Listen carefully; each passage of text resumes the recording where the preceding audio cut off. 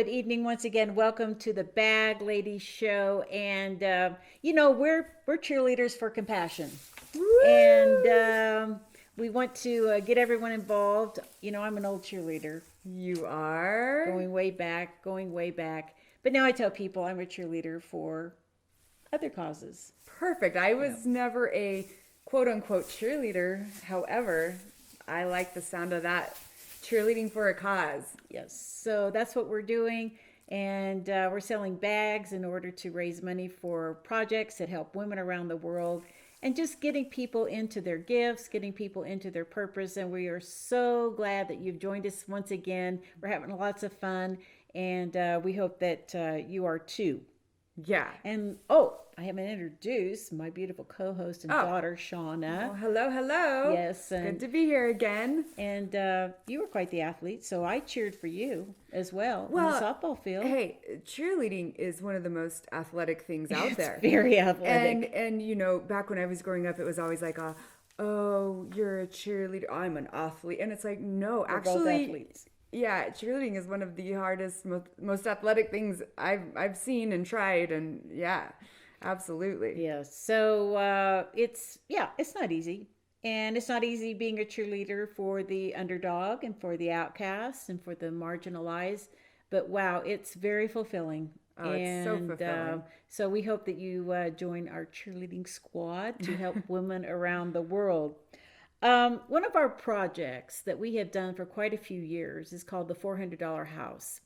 We were able to build $400 homes, particularly for widows taking care of orphans in Kenya, Africa. Over how many homes have you? Over 5,000. 5,000 homes. And we got many more to go, though. There's still a lot of needs, and we're going to be talking about that today. So because of that, let's talk about the American house. Oh, the American house is so much different than the indigenous home that we build. Let's see here. The average square footage of a house in the U.S. is 1,700 square feet. And about how many square feet is a $400 home? I would say probably about maybe 600 square feet. It's only 2 rooms, but it's a basic, African home with a living area and a sleeping area. But man, we just like everything big in America, don't we? Well, big we do. cars, We big do. houses, big portions of food at dinner, everything big Americans like. That's true. That's true. And let's see. The next thing here is the average number of people who live in the U.S. home is 2.3 people. So where does that third person come from? Kind of just Okay. But they're there. So look out for them in your home. That 0.3 person is somewhere in the closet. They're important. They're important. But you know what? I got to say, it's kind of a little bit of my pet peeve, though. I mean, you can drive around America, and here's these humongous castle homes, and there's maybe 2 or 3 people living in them, and I'm always thinking, how many orphans could we get into those homes? But Well, I know. I think about it too, and I think about it takes a village to raise children, and being an American. When I look at those homes, I think how many single mothers and children could be helped. and then vice versa. If it's an older couple living in the home, you help cook the meals, you help That's clean, you help do the yard work. There's ways to utilize your house and not to put anybody down who has a big house. No, there's nothing wrong with having what you have. That's right. Most homeowners stay in their homes for about 6 years. And that is way different than Kenya as well, because in Kenya there's plots of lands which are ancestral homes, and you don't ever sell those homes. And even if you move away to the city or something, when you retire, you come back to your ancestral home. So they just freak out when they come here. Those of our friends who come here, and they're like, so this is your home for life? Well, no, we've had 5 or 6 homes and we move around.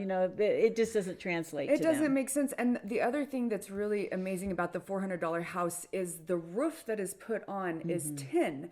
And so that's what sustains it for longer than 15 years. It's about 50 to 60 years, because in the drought season, the thatched roofs will catch on fire and burn. And then in the rainy season, they'll leak and cave in. So that's one of the main ways that we help them stay in these homes for the duration of their time there.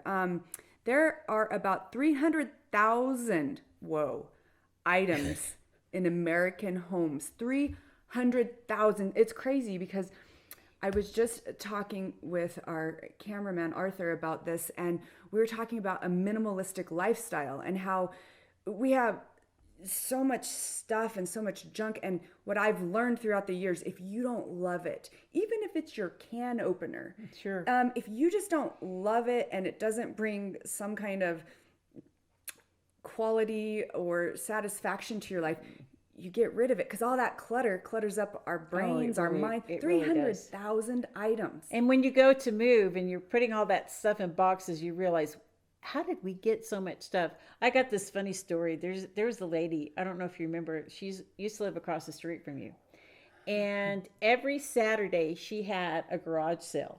Every Saturday. You don't remember that? No. Who I'm talking about? Well, anyway, we noticed it a lot. And as soon as the garage sale was closed, she stopped her garage sale for that Saturday, you could see her, and she would get in her car, and neighbors told us she was out getting more junk. Well, and to her, maybe that was the way she made money. And that's true too. And one person's junk is another person's treasure, so we won't take away from that. However, I know what you mean. We have so much stuff here. And you're so right. If we could live a simpler lifestyle, it really is more satisfying. But we're bombarded with materialism. Buy. And you just get a computer that's, in my case, I just figure out how to operate it, and they come up with a better version of it. I mean, so, these these salespeople, they know what they're doing, and we kind of get sucked into that a little bit. Yeah. Oh yeah. Guilty here. The next fact is that the average cost of a kitchen remodel is over $10,000. It is expensive to remodel a kitchen. The cabinets alone are very expensive. But this kind of is funny to me. Most people don't even cook that much anymore. You do. I love cooking. Yeah, you do. I enjoy it. But that's a lot of money. But when you go to resell it, it is an investment too. Sure. Because, people it's also kind of a congregating place. I think so. And that's good. That's really neat. Yeah. Yeah. Televisions are usually the centerpiece of living rooms in America. And that's a problem.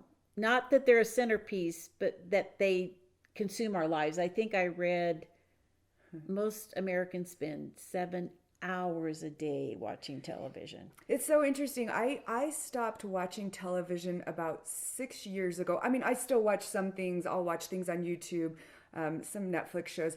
I stopped watching the news and the propaganda and the, everything. Negative things. And I can tell you now, if I do catch the news or I do catch something, I am immediately feeling anxiety, and I'm like, what is going on with the world? And so for me, it is nice to have gotten away from that. From too much TV. Yeah. From too much TV. The average cost of home in the U.S. is $287,000. Well, and that brings us to our main topic for today, which is the $400 house. That's quite a contrast between a $287,000 house. And again, they mean as much to the people that we give them to as these $287,000 houses. And maybe more so. Oh, they're so grateful. They're actually homeless. Yes. With no home of their own. Or the roofs caved in. I mean, we have seen so many, quote, homes in dilapidated states, just almost collapsing. It's raining on people, and maybe they get into one little part of their hut to try to keep dry when it rains. They have children. There's mud and water that, This is a real need, and it's something that most Americans can do. Most Americans can find $400 or $200 Well, for half of a house. okay, here's an example. Every single day you drive through Starbucks, you spend on Oh, average $8 a day. You know, cut back on that. Put it into a little savings every day. Get your kids involved, get your yeah, family involved. good Hey, what are idea. ways we can start saving our Good money idea. and we can build Yes, a yes. home for somebody? So, in addition to buying our bags, you can also go on our website and contribute to a home. But I want to share a little bit of the journey of building the $400 house. And a couple of years ago, I even wrote a book called The $400 House, which shares my journey, and you can get it on Amazon. So I want to talk a little bit about that. And we shared some of that history in our first episode, but that's been quite a few weeks ago. So um, when I was 5 years old, I had a teacher that took us on a safari to Africa, an imaginary one, and it just stuck. And it would be many, many years before I would step foot on the African continent. But because you went to Zimbabwe after your freshman year in college, you got me involved and said, man, we got to do something about the orphans. And in the year 2000, we started taking teams to Kenya. And then 10 years later, we got hooked up with some people who were building homes in the western part of Kenya because of post-election violence in Kenya in the years 2007 and 2008. And a lot of people, hundreds of thousands of people, were displaced from their homes. And so two brothers came up with a way to build a $400 house. And we found out about it and went down and built the first one in the year 2010. And it was just such a remarkable thing for $400 to do such an incredible thing, primarily for a widow taking care of orphans. And a lot of these people are coming even out of refugee camps. And if they don't have a home, let's say that it's a woman and she has 4 or 5 children, and what they end up doing is going back to the village, and this child has to go in with this auntie, and then this other little boy has to go in with a village person, and so her family is just scattered.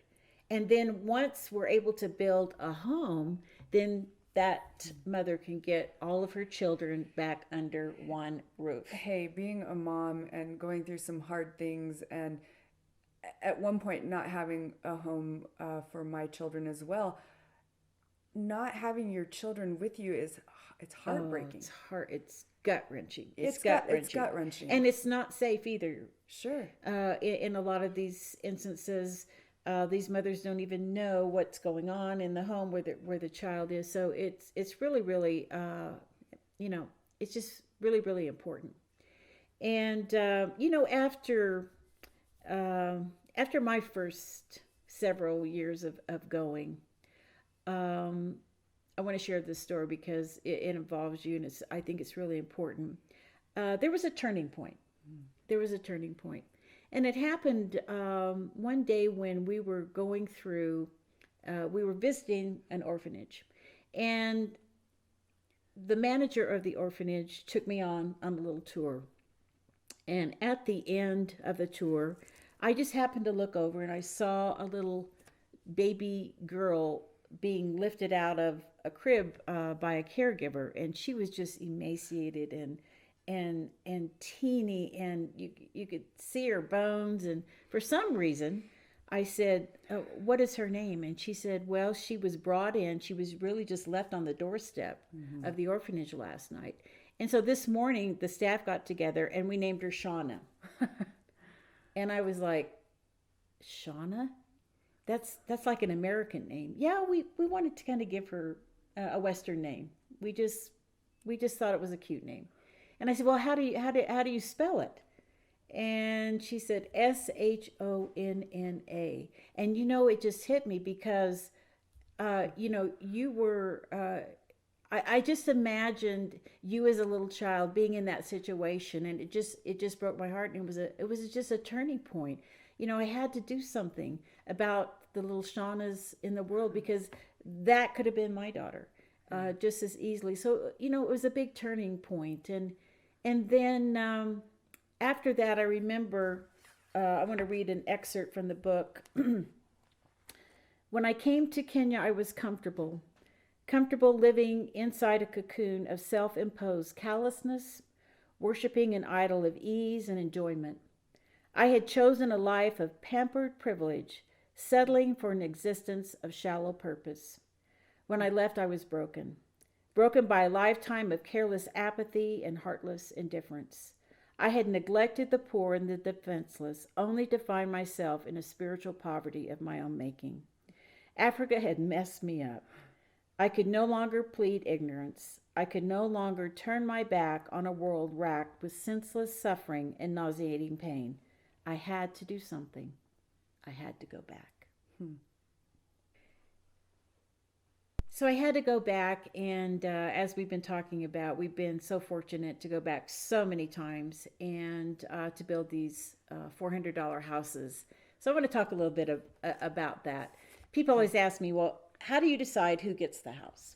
It's a good question. And what's really great is we don't decide that. Our organization doesn't decide that. The people that we work with in Kenya don't decide that. What they do is they leave it up to the villagers. The villagers all get together, and they decide who is the most needy, and they're the ones that get the house. Now, here's another cool thing about the $400 house is the Kenyans have a stake in it as well. It's just not like we're just giving it to them. They have a stake in it. Here's the biggest thing that they do is they donate the land. Yeah. And that land, and I hope you can go to Kenya with us someday. It's fertile, it's beautiful, it's worth a lot of money. If we had to pay for the land, the price of the land, we could not build a house for $400. So it's a sacrifice for them. This land is passed down to them from generation to generation. It's the only wealth most of them have, but they are gladly donate it to someone in their village. And how beautiful is it that all the villagers get together and decide, okay, this is the person, the people that just need the most help and love, and it becomes, and then the villagers come and help us build. It's a beautiful day. Cook a beautiful dinner. We all just bond, break bread together, work, sweat. It's such a great experience. Beautiful. So people ask me kind of the process, and also where does the $400 go? So there's 7 basic steps. We dig the holes in them. That ground is like as hard as rock. Yeah. And we set the posts. The roof is constructed. We nail the lumber on the posts, put a roof on the house. We mud it. And attach the metal sheets. And by the way, we have a professional worker there that supervises everything and makes sure it's safe and helps us. And who's getting paid. Yes, so it's also creating money and jobs for people in Africa. And most of the money goes to that pitched metal roof, which again is so important. Yes. So here's the breakdown. The lumber costs $70, and we buy a bag of nails for $25, and skilled labor, which are the people, and they don't get much. Look, $35 for a whole day. Transport, and the metal roofing materials cost the most, $240, and you end up with a total cost of only $400. And it's an amazing thing. And again, such a great day to go and do this.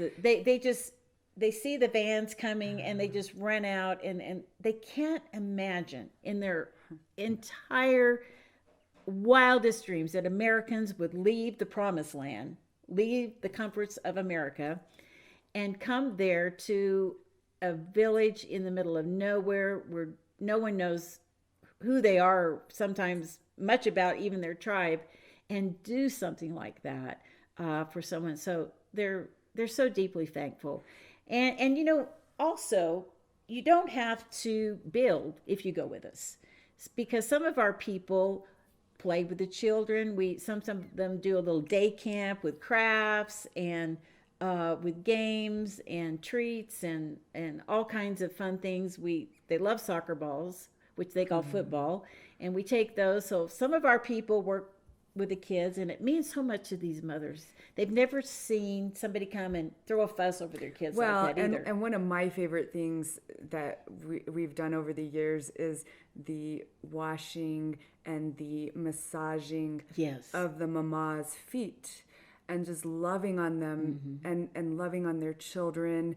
And when you say they don't get much to build the house, the workers, that's a lot of money. That's true too. And In that's in good their income economy. from them. So it's not like we're taking away Advantage of them.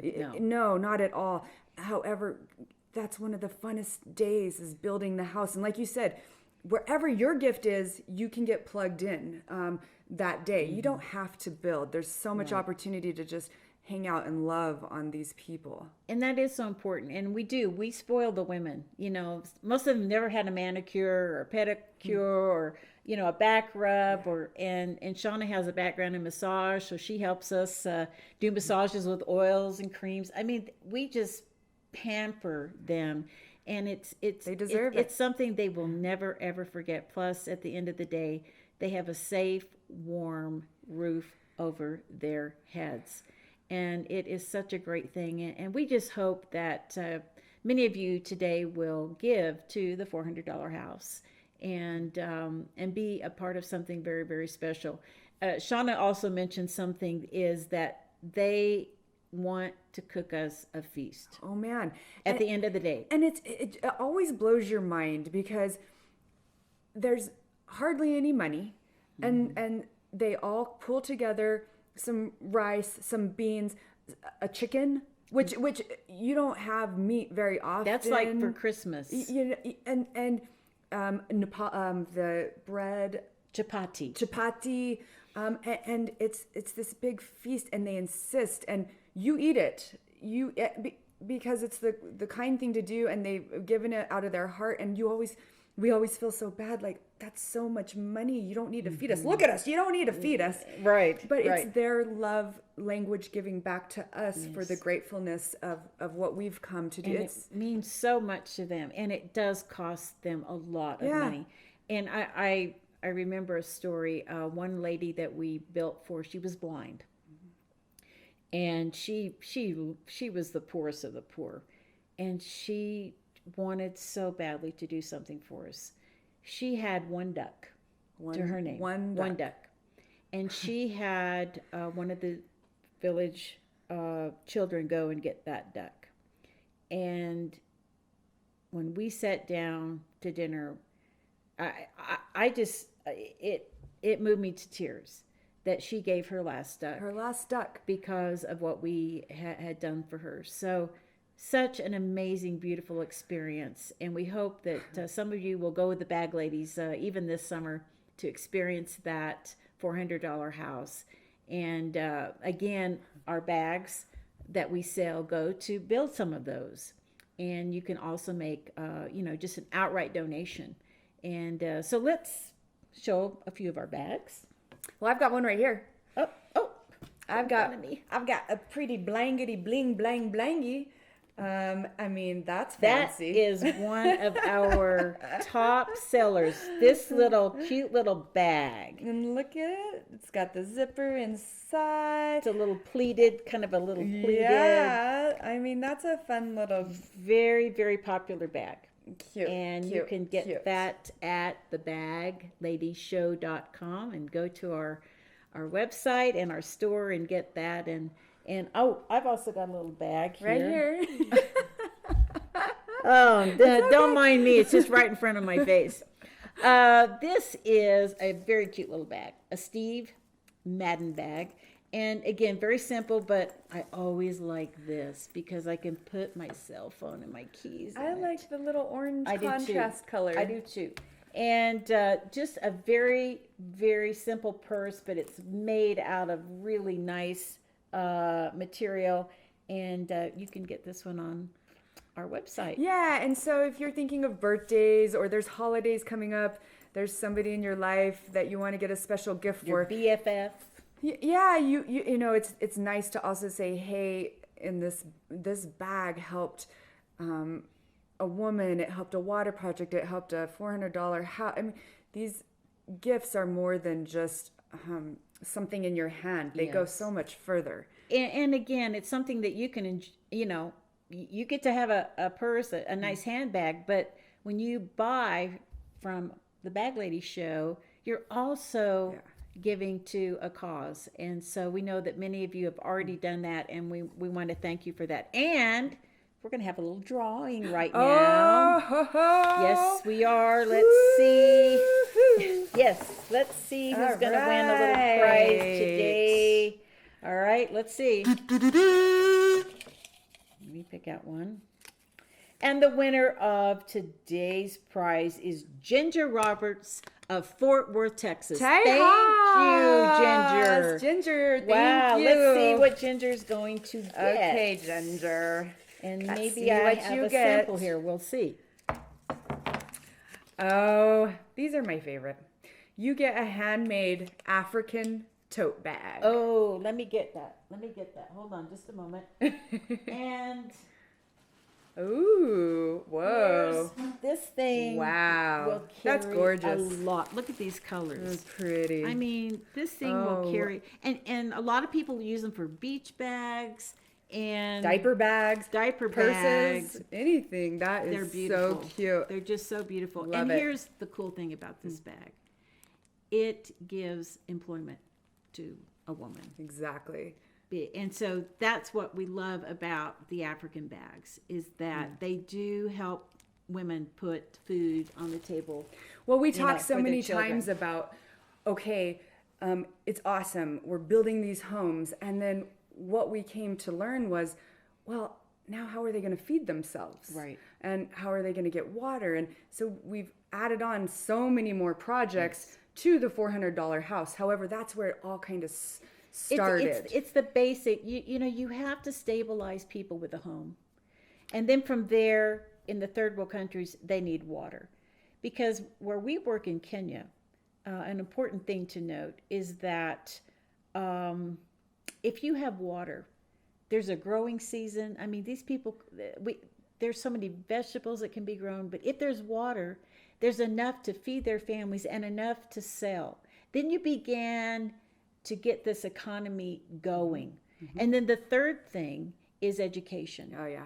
And one of the things that the Bag Ladies show is doing is also helping women get an economic education, to know how to start a little business, to grow a little business, and to get out of poverty. And most of these ladies are widows, and they have no way, many of them, of making a living. So what we're doing is what you call sustainable development. It's not just charity where we just go and hand things out. We're building an infrastructure, and hopefully someday we want to work ourselves out of a job. We want these people to be able to stand on their own 2 feet. Right. And so you're helping us in a big, big way, and we're deeply, deeply grateful. Yeah, and what's interesting about all of this is it's reminding me of Maslow's hierarchy of needs. So if you don't have food and shelter, how are you even able to go above and beyond that? You're in the survival.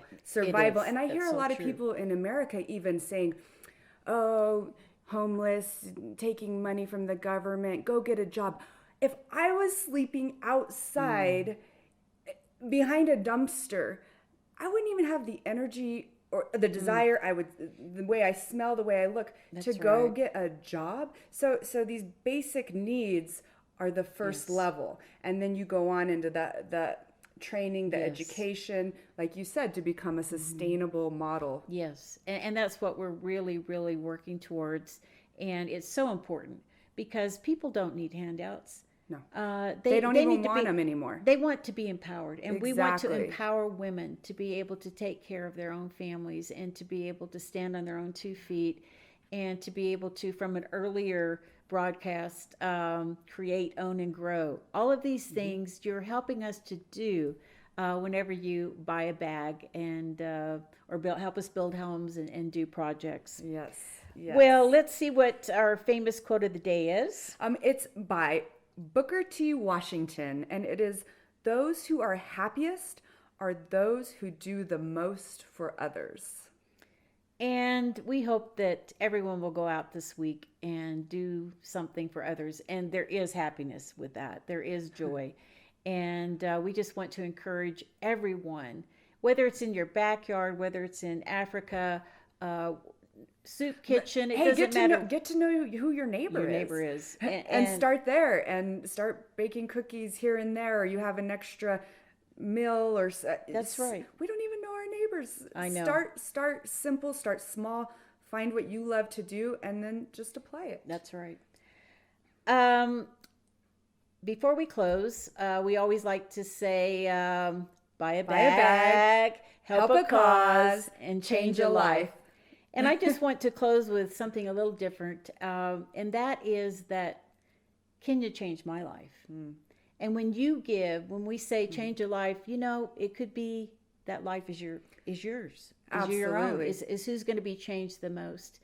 And as I have shared earlier, when I stepped off the plane in Kenya 20 years ago, and I breathed my first breath of air, African air, Kenya air, I remember thinking to myself, so this is what it feels like to be home.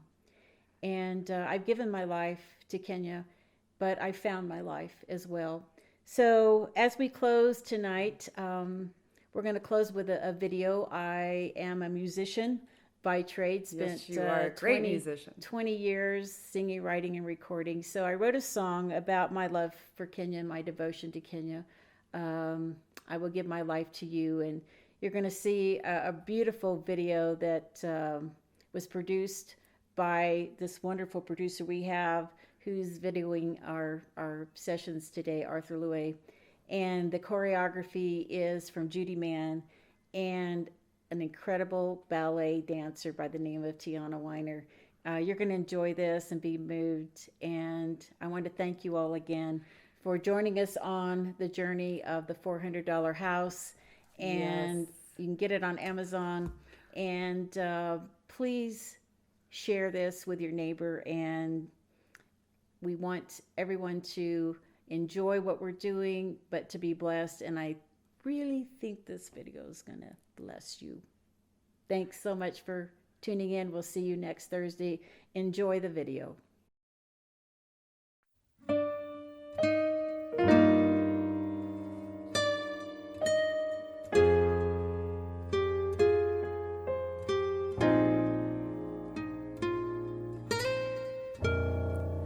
Until the weary can run, until the deaf hear a song, until the fearful find peace, until the crippled can walk, until the hungry are full, until the wounded can dance, until the fallen can fly, until the lonely can laugh, until the battered are strong, until the outcasts belong, until the blinded can see, until the broken can dream.